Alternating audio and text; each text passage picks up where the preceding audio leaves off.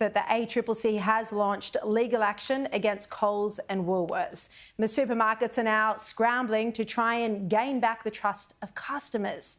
Now, if the ACCC's allegations are true, it is without question misleading and manipulative behaviour, especially during a cost of living crisis. But to make the scandal even worse, former chairman of the ACCC, Allan Fels, points out that the prices that were temporarily increased before being discounted, but discounted to prices well above their original level, were household staples like Weet-Bix and noodles.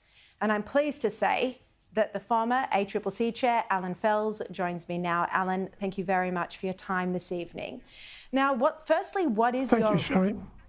You did a lot of work on price gouging of the supermarkets. What's your reaction to this new case by the ACCC against Coles and Woolworths? Well, they've obviously got a very strong case. They've got a lot of information from consumers and the internet.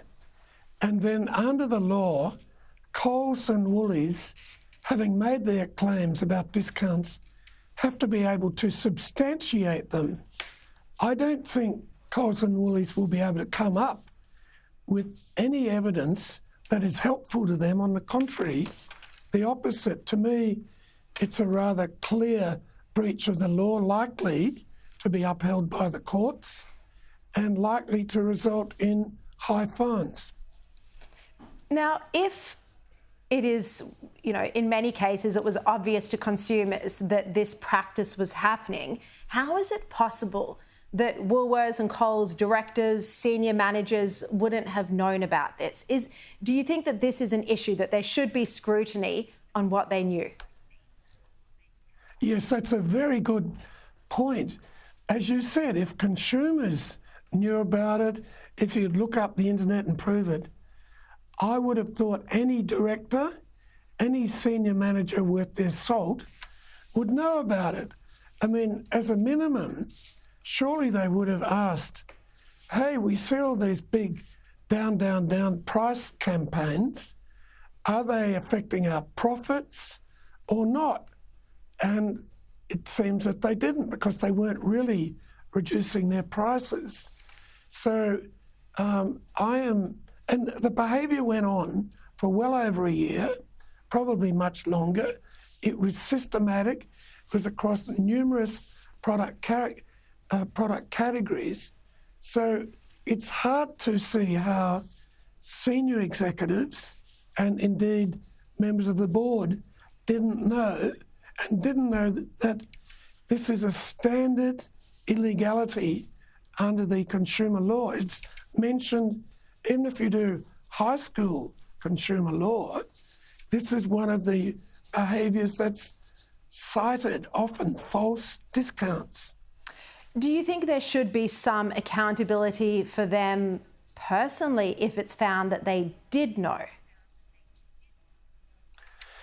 Yes, the competition and consumer law is quite clear that people who in a business that participate or simply help or know about, aid and abet some behaviour, they're liable.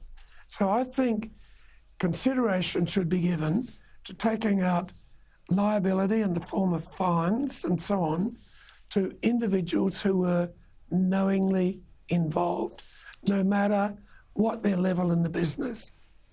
Do you think that is something the ACCC, the current leadership there, would be considering? Well, they've done it in other cases. I also think that they're now in a position where a lot more information will have to be provided to them by Coles and Woolies, and that information may bring out individual culpability. Well, that's quite strong comments. Former chair of the ACCC, Allan Fels, joining us now, saying that if senior management at Coles or Woolworths knew about this, then they should be personally liable and accountable and even face fines as well. Do you think that if this is proven, and it looks like it would be because the case is so strong, the figures are so clear-cut, do you think the fines would have to be so large to deter the companies and others like it from engaging in this sort of conduct in the future? In short, yes. And I'd just go back on one point, that very often when they're caught doing this, companies just cave in, agree it's happened, get the thing into court settled quickly. I just see some signs of reluctance by Coles and Woolies to do that.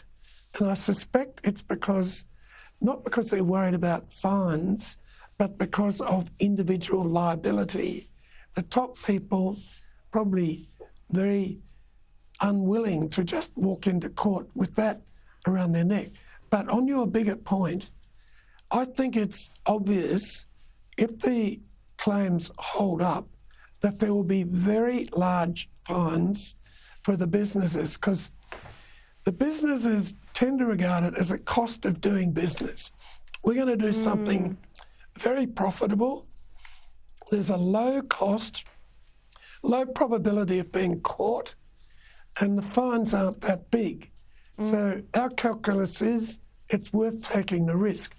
Now, recently the law was changed that a court, in setting a fine, can take into account this cost of doing business psychology and set a really high fine that means that companies will pay so much that they have to take real notice of